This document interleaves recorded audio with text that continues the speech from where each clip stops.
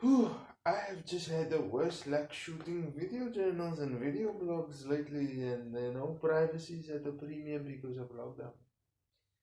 So, a viewer, a very good friend of mine, you form out your videos and say, hey, what do you think of this? And what do you think of that?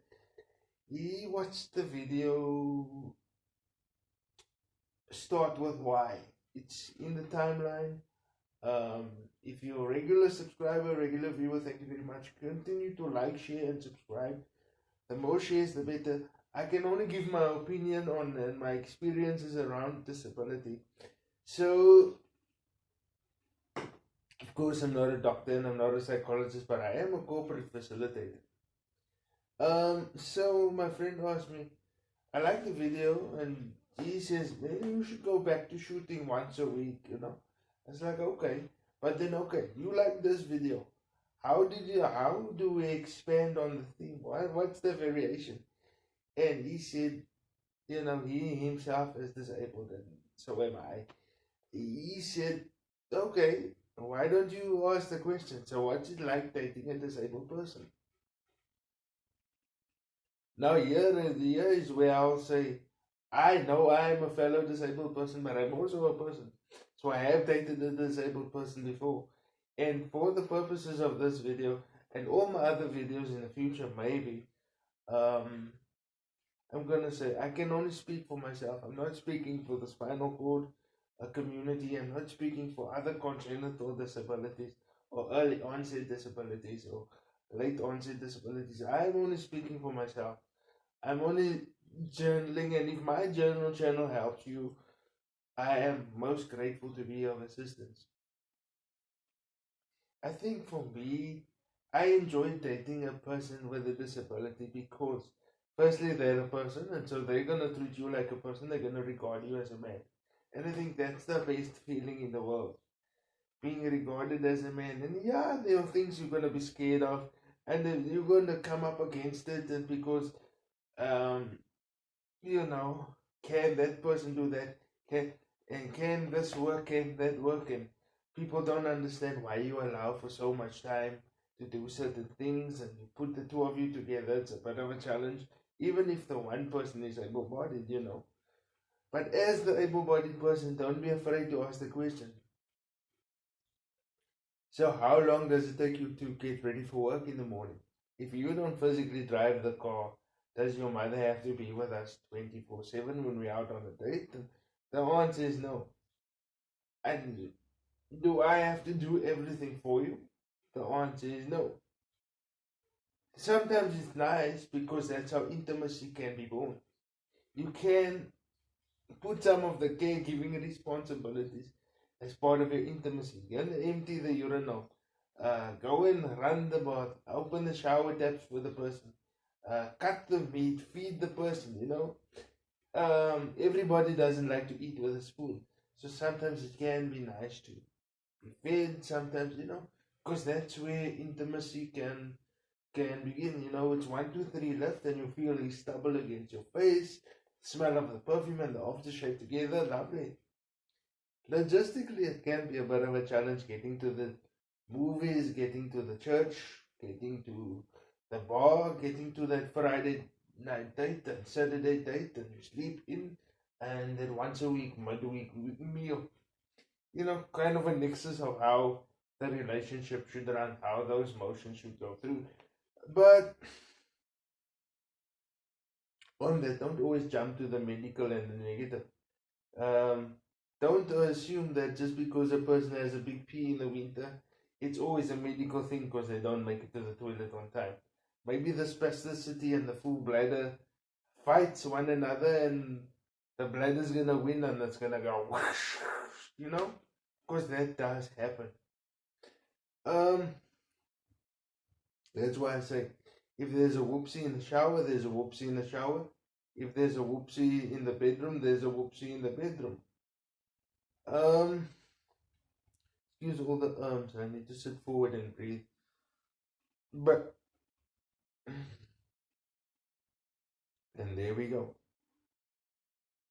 But as family members, caregivers, support workers, peer support workers, get used to the new person in your life. Be able-bodied, be you the disabled person, be you the able-bodied person. It will become sort of natural. And if you and the person are disabled together and you're slightly stronger and our parents get used to the idea of you two dating, there's going to be very affirming questions coming your way, my man. Very affirming questions. Can you know how to clean the catheter? Can you drive? Can we pay for your license?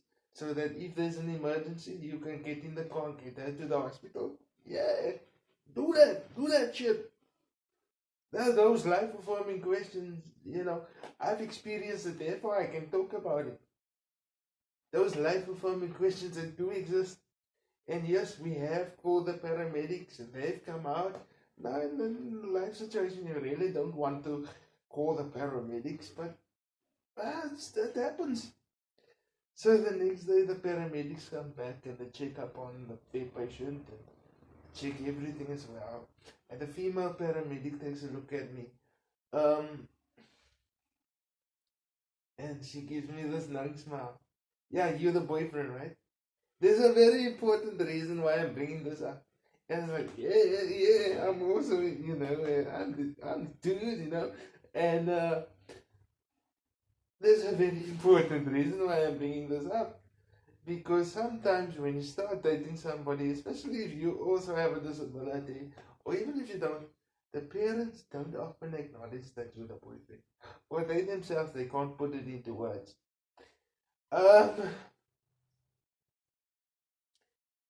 So they can't put it into words. So you're like, no, I'm just helping her study. She's writing an English final, getting a UNISA qualification. But meanwhile, they see what they see, but they can't put it into words. And that's where the fun can start. So when you get to the wedding or the engagement toast, your future mother-in-law, I knew. I knew, but maybe I couldn't put it into words. But you guys are having a good kissing session while you're studying, eh? Anyway, so that's what it is like. Don't be afraid of it. Embrace the fun, embrace the whoopsie in the shower. If you're gonna laugh and fart and while you figure out the sexual position, go for it, enjoy it, On that, when you get married and your spouse is fully able-bodied, in the past I've always said that I would like an attendant so that my wife can be my wife, and just in case the wife and I have an argument and I know I'm right, so I'm gonna argue my point, be it on finance, be it on issues of family dynamics. I'm gonna argue my point, and you don't want your wife to hold your care routine hostage or part of the intimacy hostage because you're disabled and you're partially dependent on her to sort of make it up in the morning. So I would say if you can, get an attendant. But it's also nice to have her do part of the care routine so the intimacy stays there, in disability. Now, the medical model parents, they may disagree with me. And again, this is an opinionated piece. You can sometimes have it both ways. You can be very independent, get in the car, load the chair up, drive 10 minutes away to your 7-Eleven or whatever, get your crate of beers for the weekend, pick up the wife. But there are going to be days when you're going to need help. And you're going to need to accept that role reversal. Instead of him opening the door for you, you're going to have to push the wheelchair for him and open the door for him. And you're going to maybe help feed him because not everybody likes to eat with a spoon. So being fed is nice, that closeness, the breathing together, the feel of her fingers in your mouth, that's a nice feeling. But anyway, that's where I'm going to leave it, guys. Again, I'm going to say like, comment, share, subscribe. Keep the comments clean and fair so that the next person may also enjoy the video. This comment goes both for LGBTQ as well as hetero audiences. Thank you very much for listening to me. My name's Alex. leave comment in the comment line for now, please, guys.